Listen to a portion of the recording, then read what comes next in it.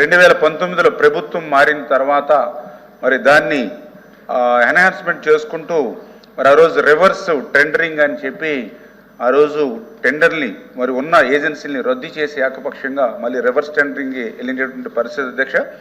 అందులో కూడా చాలా క్లియర్గా ఆ రోజు మరి అసెంబ్లీలో కూడా చెప్పడం జరిగింది. ఆ రోజు రివర్స్ టెండరింగ్ ద్వారా మేము దగ్గర 628 కోట్ల రూపాయలు సేవ్ చేశామని చెప్పారు.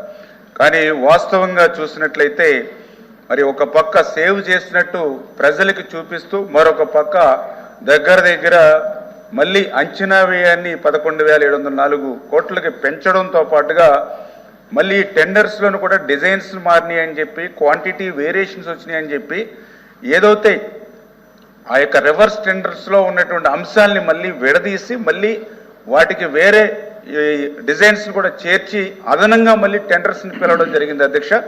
ఆ రకంగా చూస్తే రివర్స్ టెండరింగ్లో అంటే ఆ రోజు మొదట ఏదైతే ట్రాన్స్ఫర్ అయి ఉందో అది -14%కి వాళ్ళు టెండర్స్ని కోట్ చేయడం జరిగింది. తర్వాత వచ్చినటువంటి రివర్స్ టెండరింగ్లో వీళ్ళు -12.6కి మెగా కోట్ చేయడం జరిగింది. ఆ రకంగా టోటల్గా చూస్తే ఫస్ట్ సెకండ్ చూస్తే -26.6 వాళ్ళు మరి తక్కువ కోట్ చేయడం జరిగింది. దీన్ని సేవింగ్ అని చూపించారు ఆ రోజు ప్రభుత్వం. కానీ వెంటనే ఆ యొక్క టెండర్స్లో ఉన్నటువంటి వాటిని అన్నింటినీ కూడా మళ్ళీ డిజైన్ చేంజింగ్ అని చెప్పి మళ్ళీ సెపరేట్గా మళ్ళీ అదనపు వర్కులు కూడా చేర్చి మళ్ళీ 3,500 కోట్లు మళ్ళీ సెపరేట్గా టెండర్స్ని పిలవడం ద్వారా దాంట్లో కేవలం -1% మాత్రమే టెండర్స్కి వెళ్ళడం జరిగింది.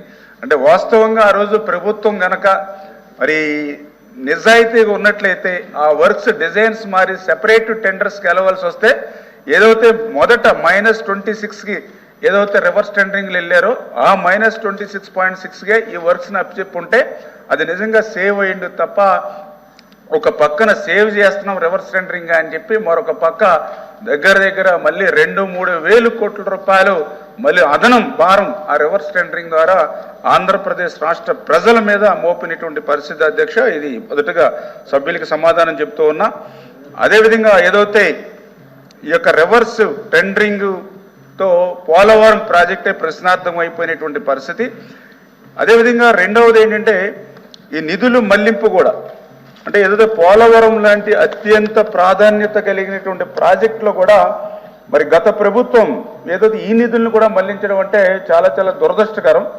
ఎందుకంటే ఆ రోజు మనం చూస్తే 2014, 2019లో ఆ రోజు కేంద్రం ఇచ్చేటువంటి సాయం ఏదైతే పోలవరంకి ఉందో దాన్ని కంటే ముందుగానే రాష్ట్ర ప్రభుత్వమే స్టేట్ బడ్జెట్ నుంచి కూడా పెట్టి ఎందుకంటే పోలవరం పనులు త్వరితగతంగా పూర్తవ్వాలనేటువంటి ఆలోచనతో 14-19లో ఆ రోజు మరి తెలుగుదేశం ప్రభుత్వం 11,762 కోట్లు ఆ రోజు ఖర్చు పెడితే ఆ యొక్క 5 సంవత్సరాల కేంద్రం నుండి విడుదలైనటువంటి మొత్తం 6,764 కోట్లు మాత్రమే. అంటే స్టేట్ బడ్జెట్ నుంచే మనం ముందు అమౌంట్ను మనం ఖర్చు పెట్టినటువంటి పరిస్థితి ఆ రోజు తెలుగుదేశం ప్రభుత్వంలో. మరి తర్వాత ఏదైతే 2019-2024 వైఎస్ఆర్సీపీ మరి ప్రభుత్వ హయాంలో చూస్తే వీళ్ళు ఖర్చు పెట్టింది కేవలం 4,167 కోట్లు మాత్రమే. అంటే ఆ రోజు 5 ఇయర్స్లో మేము 11,762 కోట్లు ఖర్చు పెడితే లాస్ట్ గవర్నమెంట్ 4,167 కోట్లు మాత్రమే ఖర్చు పెట్టింది. 4,167 కోట్లు ఆ రోజు వైసీపీ గవర్నమెంట్ ఖర్చు పెడితే వీళ్ళకి కేంద్రం నుంచి వచ్చినటువంటి విడుదలైన మొత్తం చూస్తే 8,382 కోట్లు. అంటే 14-19లో తెలుగుదేశం ప్రభుత్వం చేసినటువంటి పనులకు సంబంధించినటువంటి డబ్బులు కూడా నెక్స్ట్ గవర్నమెంట్ 19-24 వీళ్ళకి రావడం జరిగింది. ఇట్లా కేంద్రం నుంచి అంటే ఖర్చు పెట్టినటువంటి దానికంటే కూడా అదనంగా కేంద్రం నుంచి పాత రీఎంబర్స్మెంట్ వచ్చినప్పటికీ ఆ అమౌంట్ని పోలవరంలో కూడా ఖర్చు పెట్టకుండా మళ్ళీ అట్లా 3,385 కోట్లు మళ్ళీ డైవర్ట్ చేసేసినటువంటి పరిస్థితి దుస్థితి అధ్యక్ష.